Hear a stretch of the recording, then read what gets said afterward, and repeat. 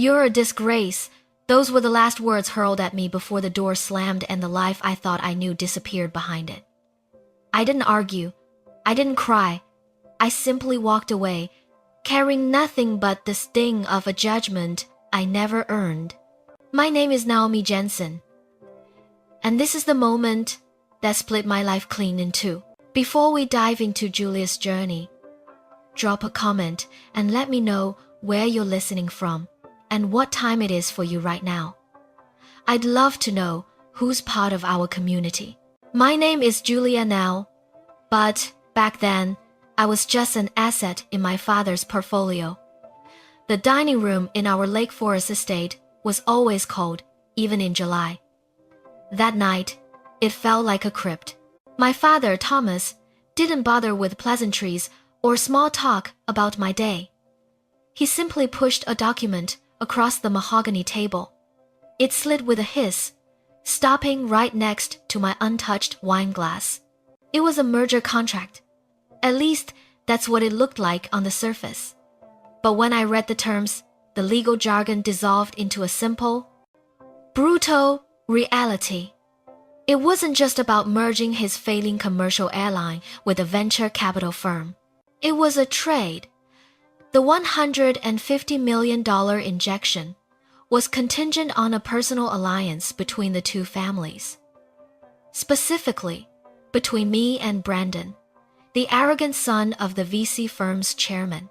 I looked up at him, waiting for the punchline, waiting for him to tell me this was some archaic test of my business acumen.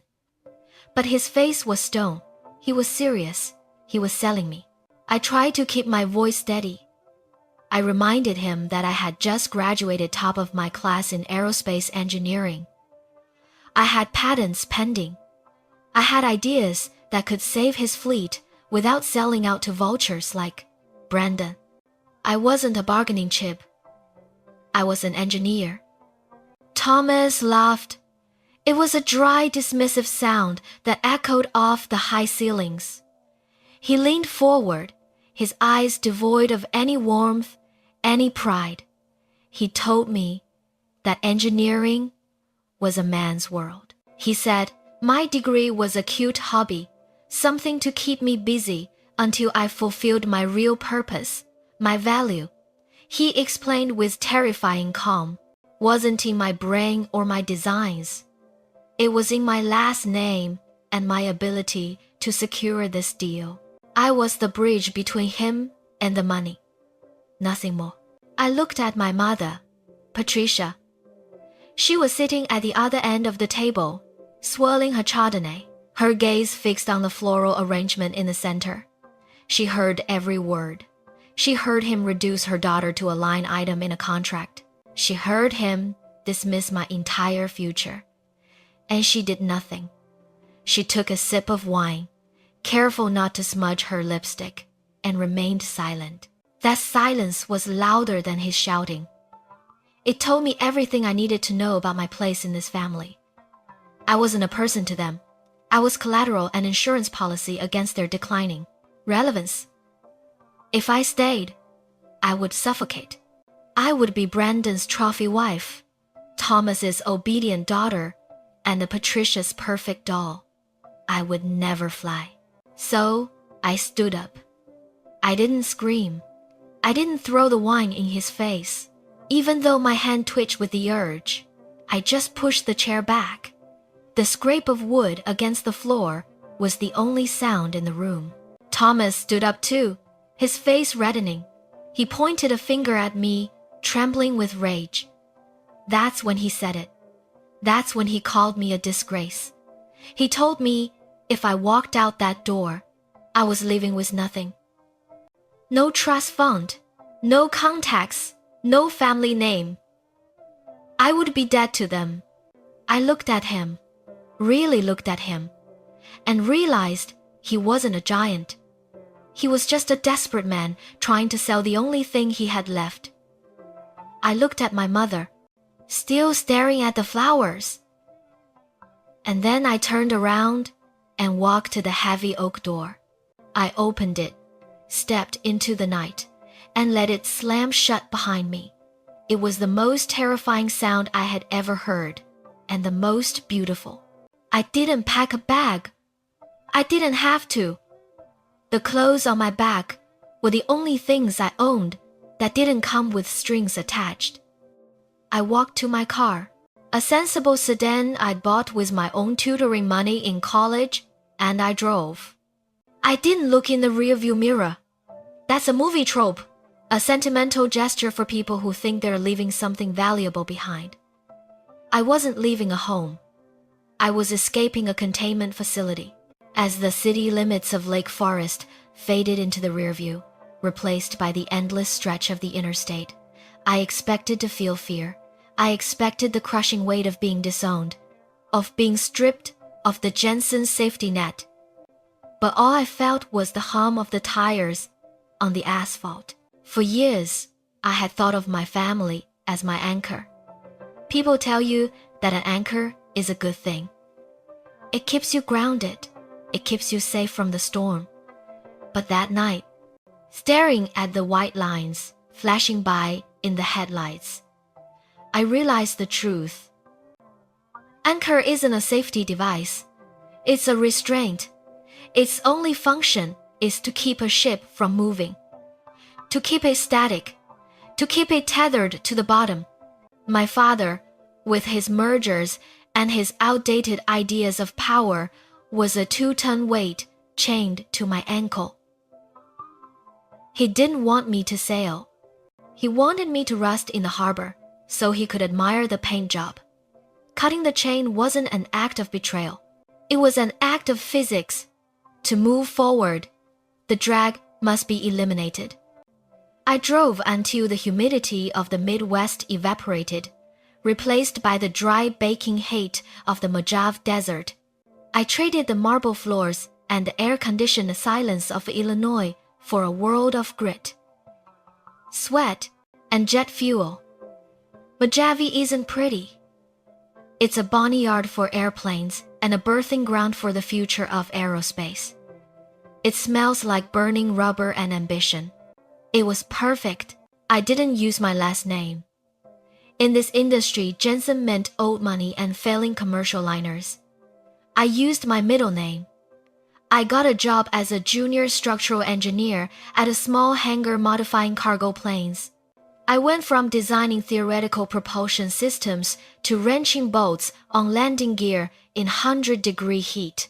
My hands, once manicured for society dinners, were permanently stained with grease. My back ached. My bank account hovered near zero. And I had never been happier. 3 months in, I was working late on a wing strut modification. I was under the fuselage, welding torch in hand, when a pair of boots stopped next to my head. I slid out from under the plane. It was Karen.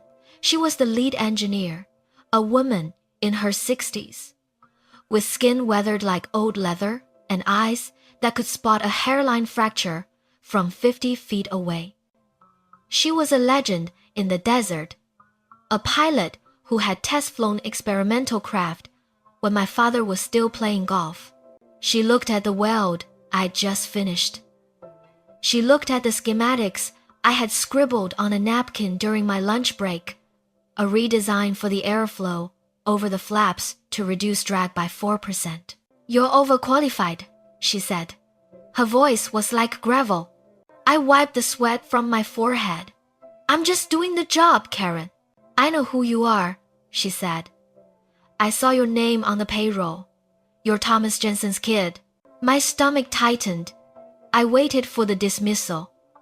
I waited for her to tell me I didn't belong in the grease and the dirt. Or worse, that she wouldn't trust a rich girl with a wrench. "Does that matter?" I asked, my voice hard. Karen knelt down.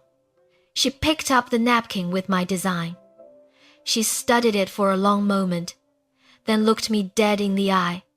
"The wind doesn't read birth certificates, kid," she said. "Gravity doesn't care who your father is. It doesn't care how much money he has, or who he plays tennis with. Gravity is the only honest thing in this world. It only cares about one thing. She tapped the napkin. It only cares if you can fly. And this, she held up my drawing. This flies. She stood up and tossed the napkin back to me. Be in my office at 0600. You're done with landing gear. We're building something new. That was the moment the anchor truly fell away. I realized I didn't need their money. I didn't need their name. I had the physics. And physics never lies. The seasons in the desert didn't change with the calendar. They were marked only by the intensity of the heat rising off the tarmac. 7 years passed in a blur of carbon fiber, patent filings, and the relentless pursuit of aerodynamics. I didn't just build pods anymore. I built Zenith. My company wasn't flashy. We didn't have a PR team or a glossy headquarters. We had a hangar, a wind tunnel, and a radical new wing design that reduced fuel consumption by 12%. In an industry where airlines killed for a 1% gain, 12 was a revolution. While I was refining drag coefficients in silence, my father was making noise. I saw him occasionally on the financial news channels in the break room. Thomas looked older, his face puffy, his suits a little too loose. He was always blaming something: fuel prices, union regulations, or untested boutique startups destabilizing the market. He never blamed his own outdated fleet or his refusal to innovate. He was a man shouting at the weather while his house flooded. I never reached out. I never corrected the narrative. I let him talk. I was too busy building the future, he said. I wasn't qualified for. Then came Chicago. Zenith needed a distribution hub in the Midwest to service our new contracts. I found the perfect hangar at O'Hare's strategic location, existing infrastructure, ready for immediate occupancy. It was a done deal. The papers were drawn up. Then, 3 days before closing, the lease was pulled. No explanation, just a curt email from the leasing agent citing conflicting interests. I didn't panic. Panic is a waste of energy. I dug. It took me 2 hours to find the digital trail. The hangar was managed by a subsidiary, where Thomas still held a board seat. He had found out Zenith was the applicant. He hadn't just blocked the lease. He had poisoned the well, spreading rumors to the management company that my funding was unstable, that my technology was a liability. He was trying to strangle my company in the crib because he couldn't stand the thought of me succeeding in his airspace. I sat in my office, staring at the rejection email. A younger version of me might have called him. She might have screamed, demanded to know why he couldn't just let me be. But that girl was gone. She had been left on a dining room floor in Illinois. The CEO of Zenith didn't have a father. She had a competitor. And competitors aren't dealt with through arguments. They are dealt with through acquisitions. I looked past the leasing agent. I looked at the holding company that owned the land. They were leveraged to the hilt, bleeding cash from bad commercial real estate bets. They didn't care about Thomas's petty vendettas. They cared about liquidity. I didn't try to reinstate the lease. I called my CFO. We spent the night running the numbers, liquidating some assets, and structuring a buyout. By the next morning, I hadn't just leased the hangar. I had purchased the distressed debt of the entire holding company. I bought the mortgage on the land. I didn't send Thomas a text. I simply had my legal team send a formal notice to the board of the subsidiary. The landlord had changed. The conflict of interest had been resolved. And as the new primary creditor, I requested a restructuring of the board, specifically the removal of non-essential members who were obstructing profitable tenancy agreements. Thomas was removed from the board by noon. I signed the lease at 1. It wasn't personal. It was just business. And business was good. The acquisition of my father's airline wasn't a rescue mission. It was an autopsy. Thomas' company was bleeding out. The fleet was grounded. The pilots were striking. And the creditors were circling like sharks. Zenith Holdings was the only entity with enough capital and operational capacity to absorb the mess. But I didn't put my name on the offer. We used a shell company, Phoenix Logistics. I wanted the deal done before he knew who was holding the knife. The due diligence phase is usually boring, endless spreadsheets, liability assessments, tax audits. But 3 days before the final signature, my lead forensic accountant, Marcus, walked into my office. He didn't sit down. He just placed a heavy file on my desk. "You need to see this," he said. "The liabilities are personal." I opened the file. The first thing I saw was a lien against the Lake Forest estate. The house where I grew up, the cold museum of my childhood, was leveraged to the hilt. Thomas had been secretly borrowing against the property for 5 years to cover the airline's operating losses. He hadn't told anyone, not the board, and certainly not my mother. Patricia, the woman who had sat silently at that dinner table to protect her comfort, was technically homeless. She just didn't know it yet. The lifestyle she had traded her daughter for was already gone, consumed by her husband's ego.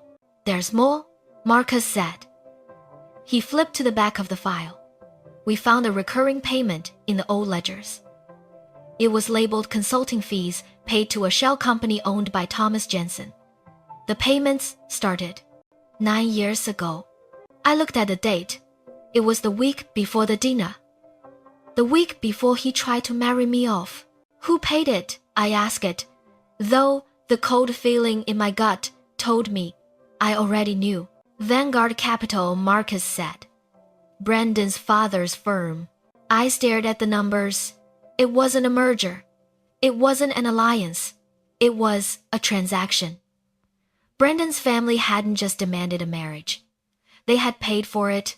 They had transferred $2 million in stock options to my father, in exchange for securing me. I wasn't a bridge. I wasn't a partner. I was inventory. I sat there for a long time, the hum of the wind tunnel vibrating through the floorboards. For 9 years, a small stupid part of me had wondered if I was too harsh. If maybe, just maybe, Thomas had thought he was doing what was best for the family in his own twisted way. But this paper wasn't love. It wasn't even misguided protection. It was a receipt. He had sold me. He had put a price tag on my autonomy, $2 million, and cashed the check before I even sat down to dinner. I picked up the phone and called my legal team. "Finalize the acquisition," I said. "But I want a change in the terms." "What kind of change?" The lawyer asked. "I want the debt structure altered. We're not just buying the airline. We're buying the personal liens against the primary shareholder. I want the mortgage on the Lake Forest estate included in the asset purchase." "That's aggressive, Julia. That puts you in a position to foreclose on his personal residence immediately." "I know," I said. "Draw it up and schedule the signing. In person." "Where?" "Chicago. There's a private strip near the old cargo yards. Tell him the CEO of Phoenix Logistics will meet him there on the tarmac to sign the bailout papers." I hung up. I looked at the receipt for my life one last time, then fed it into the shredder.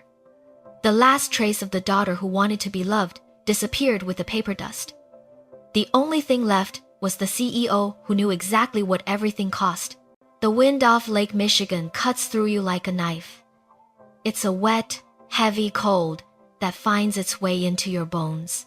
I watched them from the window of the Gulfstream G700 as we taxied down the private strip in Chicago. My father, Thomas, and my mother, Patricia, were standing next to Elise the sedan. They looked small, huddled together against the gray sky, their coats flapping in the wind. They didn't look like titans of industry or socialite gatekeepers. They looked like two people waiting for a bus they couldn't afford. They were expecting a representative from Phoenix Logistics. They were expecting a lawyer in a cheap suit to hand them a lifeline. They weren't expecting me. The engines whined down, a high-pitched scream that slowly faded into a low hum. The cabin door opened, and the stairs lowered automatically. I stood at the top of the stairs for a moment. I adjusted the cuffs of my blazer. I took a breath of the freezing air. It tasted like jet fuel and victory. Then I walked down. Thomas saw me first. I saw the recognition hit him like a physical blow. He stumbled back a half step, grabbing the hood of the car for support. His mouth opened, but the wind stole whatever word he tried to say. Patricia just stared, her hand flying to her throat, clutching a pearl necklace that was probably already listed as collateral in Marcus's file. I walked across the tarmac. I didn't rush. I didn't drag my feet. I moved with the steady, measured pace of someone who owns the ground they are walking on. When I reached them, the silence was deafening. Thomas looked at me, his eyes searching for something familiar: anger, hurt, defiance. He wanted the daughter who had stormed out of his dining room. He wanted the girl who needed his approval. He wanted a fight, because a fight would mean he still mattered. A fight would mean we were still in a relationship. But I didn't give him that. I didn't give him a single calorie of emotion. This is the power of non-reaction. It is the ultimate boundary. Anger implies you still care. I scream at someone, and you're telling them they still have the power to hurt you. But silence? Silence is a void. Silence says, you are no longer a person to me. You are a variable in an equation I have already solved. I didn't say hello. I didn't say I'm back. I didn't bring up the $2 million, or the house, or the way he sold me like cattle 9 years ago. I simply placed the black folder on the hood of the sedan. The wind tried to lift the pages, so I placed a heavy gold-plated pen on top of it. Sign at the tabs, I said. My voice was calm. It wasn't the voice of a daughter. It was the voice of the CEO of the company that now owned his debt. Thomas looked at the papers. Then he looked at me. His face crumpled, twisting into a mask of confusion and rage. Julia, he choked out. You're Phoenix? I didn't answer. I just tapped the pen. You can't do this, he sputtered, his voice rising, fighting the wind. You can't just show up here like this. I'm your father. You ungrateful. He stopped. He stopped because I hadn't flinched. I hadn't blinked. I was looking at him the way Karen looked at a faulty strut with clinical detached assessment. He realized then that the screaming wouldn't work. The guilt wouldn't work. The disgrace card was expired. He was standing on my airstrip, looking at my plane, about to sign his legacy over to my company. He looked at Patricia. She was weeping silently, tears tracking through her foundation. She looked at me, pleading with her eyes for some kind of connection, some acknowledgement of our shared blood. I gave her nothing but a polite nod. Thomas picked up the pen. His hand shook. He signed the first page, then the second, then the third. With every signature, I felt a thread snapping, the thread of obligation, the thread of fear, the thread of needing them to love me.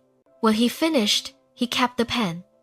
He tried to hand it to me, a final attempt to force a physical connection. I didn't take it. "Keep it," I said. "You'll need something to sign the foreclosure papers when the bank comes for the house." I picked up the folder. I turned my back on them, and I walked away. I heard him shout my name once, a desperate, broken sound caught in the wind. I didn't stop. I didn't slow down. I walked back up the stairs, entered the cabin, and closed the door. The seal pressurized. The silence of the tarmac was replaced by the soft, expensive quiet of the cabin. I sat in my seat and buckled the belt. "We good," the pilot asked over the intercom. "We're clear," I said. "Take us up," as a G700 rolled down the runway, pushing me back into the leather seat. I looked out the window. The sedan was just a speck. Now, 2 tiny figures standing in the cold, watching the exhaust of the future, leaving them behind. We banked hard, climbing through the cloud layer.